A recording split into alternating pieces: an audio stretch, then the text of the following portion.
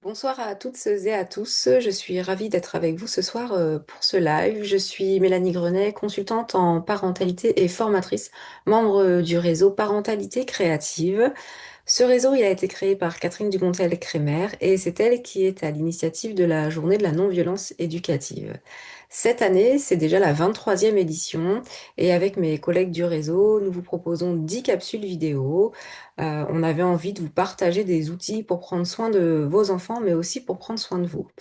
À titre informatif, je suis située dans le Var, du côté de Saint-Maximin à Sainte-Baume, et vous retrouverez l'ensemble de mes coordonnées professionnelles en commentaire de ce live. Ce soir, j'avais envie de vous proposer ensemble un sujet un peu inconfortable, mais qui me semble essentiel. C'est celui de la violence éducative ordinaire en milieu scolaire et surtout la culpabilité qu'elle peut générer, que l'on soit enseignant ou que l'on soit parent. Pourquoi ce sujet? Tout simplement parce que j'ai un peu j'ai la chance d'avoir eu cette double casquette puisque j'ai été enseignante pendant une dizaine d'années et qu'aujourd'hui je suis maman de deux enfants.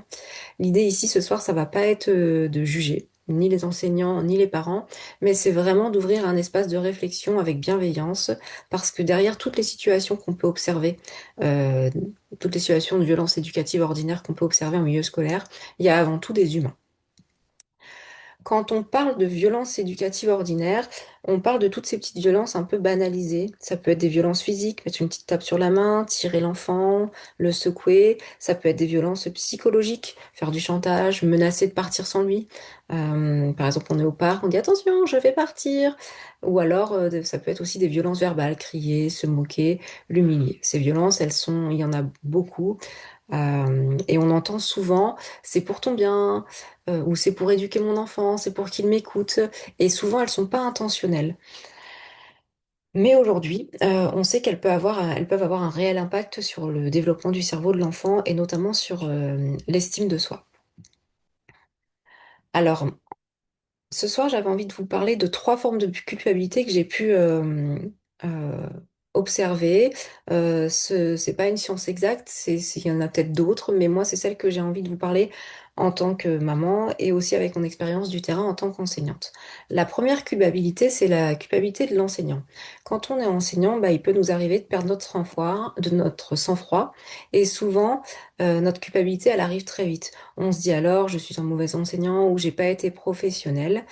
Et moi, ce que j'ai envie de vous partager ce soir, c'est que certes, ces comportements, ils sont pas souhaitables, mais ils en disent aussi beaucoup sur vous. Vous êtes avant tout des humains et vous avez vos propres émotions. Ce qui compte selon moi, c'est pas de jamais se tromper, mais c'est qu'est-ce qu'on va pouvoir faire après. Par exemple, si vous avez menacé ou fait du chantage auprès auprès d'un de vos élèves, vous allez très bien pouvoir réajuster en lui disant, je vais t'expliquer ce que j'attends de toi, sans te faire peur. Et là, vous prenez le temps vraiment de lui expliquer quelle était votre demande. Si vous avez crié sur un élève, vous pouvez très bien aussi revenir vers lui et réparer en lui disant que vous êtes emporté, que c'était pas forcément justifié et qu'il n'avait pas à subir ça. Pour ça, moi, il y a un outil que j'aime beaucoup, c'est l'échelle de ma disponibilité intérieure que l'on peut retrouver sur le site de mon apprentigiraffe.com. En gros, là, le message que j'ai envie de vous faire passer, c'est que la réparation, c'est aussi un acte éducatif et que en réparant, nous, en tant qu'enseignants, nos erreurs, ben, on va aussi apprendre à l'enfant que l'erreur, elle fait partie de la relation. Donc voilà pour cette première situation que j'ai pu observer, cette première culpabilité, c'est la culpabilité de nous, en tant qu'enseignants, quand on estime qu'on a utilisé de la violence éducative ordinaire. La deuxième forme de culpabilité que j'ai pu observer, c'est un peu ce qu'on pourrait appeler la culpabilité du témoin. C'est-à-dire que je suis enseignant et j'observe de la part d'un de mes collègues une situation qui relève de violence éducative ordinaire. Et alors là, on se retrouve dans une situation parfois où on culpabilise beaucoup parce qu'on a été un peu sidéré de ce qu'on a pu voir et on n'a pas su réagir à la fois pour protéger l'élève, mais aussi on n'a pas su réagir pour accompagner son collègue. Ce soir, j'avais envie de vous dire que cette sidération, déjà, elle est normale. Notre cerveau, quand il est face à une situation un peu complexe, bah, il peut se mettre entre guillemets en pause. Donc, déjà, essayer de moins culpabiliser, de se dire que voilà, c'est une réaction humaine tout à fait normale. Par contre, c'est qu'est-ce que je vais pouvoir faire après? Alors certes, je peux aller voir l'élève, mais ça peut être parfois mal perçu par mon collègue. Donc moi, ce que j'aurais tendance à dire, c'est que je peux aller voir mon collègue et essayer de discuter avec lui de tout ça. Non pas pour le faire culpabiliser, mais plus pour être dans l'écoute. Il y a des outils que moi j'aime beaucoup. Le premier, c'est l'écoute active. En gros, vous allez pouvoir aller voir votre collègue et dire, j'ai senti que c'est un moment difficile pour toi. Est-ce que tu as envie d'en parler? Peut-être que votre collègue n'aura pas envie d'en parler, et c'est OK, mais peut-être qu'il voudra mettre des mots sur ce qui s'est passé. Cette écoute, elle peut être juste silencieuse, c'est-à-dire juste vous écoutez votre collègue, et déjà juste de venir euh, mettre des mots sur ce qui s'est passé, ça peut lui permettre voilà, de réfléchir, de trouver des solutions aux problèmes qu'il a rencontrés. Mais vous pouvez aussi faire une écoute où vous allez avoir des questions ouvertes.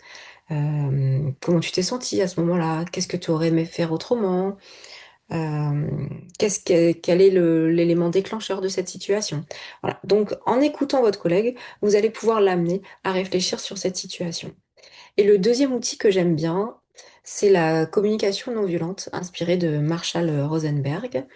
Euh, L'idée, ça va être vraiment de parler avec lui sans accuser notre collègue. Et on peut lui dire, j'ai vu ce qui s'est passé, ça m'a un peu bousculé, est-ce qu'on pourrait en parler? Sans le pointer du doigt, mais vraiment pour ouvrir un espace de réflexion et d'écoute pour qu'ils prennent conscience, éventuellement qu'ils prennent conscience de ce qui s'est passé et pour trouver ensemble des solutions. Et pour qu'ils puissent aussi exprimer son besoin. Parce que souvent, en tant qu'enseignant, bah, on a aussi des besoins. Et les jours où on va s'emporter, c'est souvent des moments où nos besoins, nos propres besoins ne sont pas respectés. Et en échangeant avec bah, nos collègues, ils vont peut-être pouvoir pointer le doigt sur un de leurs besoins qui n'était pas comblé. Il y a un troisième outil que j'aime beaucoup, que j'ai moins connu dans l'éducation nationale en tant qu'enseignante, mais que j'ai pu observer dans la petite enfance, puisqu'aujourd'hui j'interviens aussi dans la petite enfance. Ça va être de demander une supervision professionnelle ou une analyse de pratique, par exemple avec un psychologue. Et j'avais envie de vous citer une ressource, c'est Les mots sont des fenêtres ou bien ce sont des murs. C'est un livre qui parle de la communication non violente et qui a été écrit par Rosenberg. La troisième situation dont j'avais envie de vous parler, c'est la culpabilité des parents. Parfois, quand on est parent, euh, notre enfant, il va rentrer à la maison et il va nous raconter quelque chose qui s'est passé à l'école et ça va nous déstabiliser parce que, eh bien, on va trouver que cette situation est violente, notamment quand ça vient de la part d'un enseignant. Et là, on va se poser beaucoup de questions qui vont nous amener à culpabiliser. Est-ce que mon enfant me raconte quelque chose qui est vrai? Est-ce que c'est pas vrai? Si je parle de ça à l'école, est-ce qu'il risque pas d'y avoir des conséquences pour mon enfant? Et si je dérange l'équipe éducative pour rien, si je rapporte ces faits et que finalement il s'est rien passé, et tout ça, ça nous amène parfois à nous demander comment réagir, on n'est pas toujours à l'aise. Moi, ce que j'aime bien dire aux familles que j'accompagne, c'est qu'elles sont les expertes de leurs enfants et que quand elles sentent que quelque chose ne va pas, c'est que ce ressenti, il mérite d'être entendu. Alors l'objectif, bien entendu, ça va pas être d'accuser l'équipe enseignante, mais ça va être de créer du lien avec l'équipe éducative et d'essayer de chercher à comprendre ce qui s'est passé et pourquoi notre enfant nous rapporte tout ça à la maison. Il y a une manière d'aborder les équipes enseignantes que j'aime beaucoup, c'est d'aller les voir ou de leur envoyer un petit message et de leur dire, bah, mon enfant m'a partagé quelque chose qui m'interpelle, j'aimerais comprendre avec vous ce qui s'est passé, est-ce qu'on peut convenir d'un rendez-vous? Et là, lorsque j'arrive à avoir un rendez-vous, eh bien, je reprends un petit peu les techniques dont je vous ai parlé juste avant, c'est-à-dire que j'utilise l'écoute active, la communication non violente, et en général, la communication et le lien s'établit assez facilement avec l'équipe enseignante.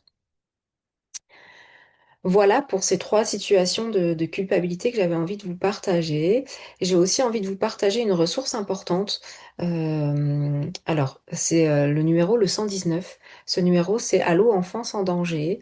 C'est un numéro gratuit et anonyme qui est accessible aux parents. Souvent, les parents, les enfants le connaissent, mais les professionnels ne s'en saisissent beaucoup moins. Et moi, en tant que professionnel, j'ai déjà eu recours quelquefois à ce numéro. Et je trouve qu'on est très bien accompagné, qu'il y a vraiment des personnes qui sont très professionnelles et très à l'écoute. Et il vaut mieux appeler, même en cas de doute, parce que les personnes qui seront avec nous, qui échangeront avec nous, sauront vraiment nous poser les bonnes questions pour pouvoir nous orienter. Parce que parfois, il vaut mieux en parler plutôt que de rester seul avec ses questions et sa culpabilité. Donc, n'hésitez pas à vous renseigner sur ce numéro et à appeler si vous avez toute suspicion d'enfant qui peut être en danger. Euh, voilà, il vaut mieux prévenir que guérir, comme on dit. Pour conclure, moi j'aimerais en fait vous laisser avec cette idée que la culpabilité, c'est pas une fin, c'est plutôt un signal qui peut nous aider à évoluer, à la fois quand on est enseignant, à la fois quand on est parent, et que chacun d'entre nous, on fait de notre mieux en fait avec nos ressources du moment. Et c'est dans le lien, dans le dialogue, dans la réparation que l'on va pouvoir construire un environnement qui sera plus sécurisant pour notre enfant. Voilà pour ce live. Si ce sujet vous parle, si vous avez des outils à partager, si vous avez envie de réagir, n'hésitez pas à le faire en commentaire. Nous prendrons le temps de vous répondre euh, au cours de la soirée ou dans les prochains jours.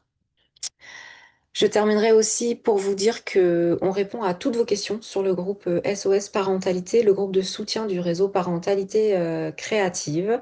Donc, quand on est parent, on peut avoir des moments difficiles, on peut avoir des doutes, des questions. N'hésitez pas à les poser sur ce groupe.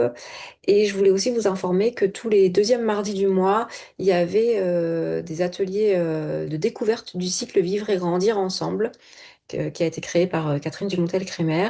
C'est le premier cycle d'ateliers de soutien à la parentalité qui a été validé par la recherche. Donc, tous les deuxièmes mardis du mois, une des consultantes du réseau anime cet atelier en visio. Euh, N'hésitez pas à vous inscrire et à aller vous renseigner sur cet événement.